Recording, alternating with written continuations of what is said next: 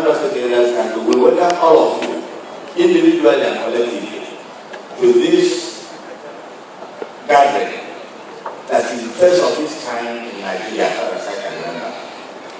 If it is not, please challenge me.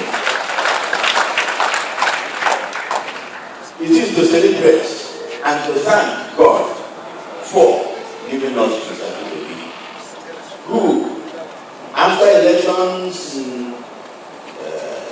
whenever it was taken, we had to fight an epic battle for nearly 3 years before the mandate of the people was allowed to prevail.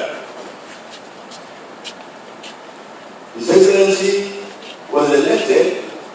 He was elected into a house that was dominated by a different political party. He was not a politician. He studied philosophy.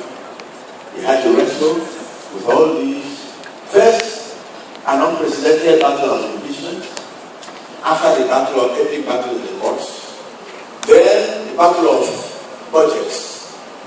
This was when and where the Anambra State Elders Council became partners to Mr. Ikedife. He has done his best. I don't think I need to reiterate or recount the numerous areas of his successes.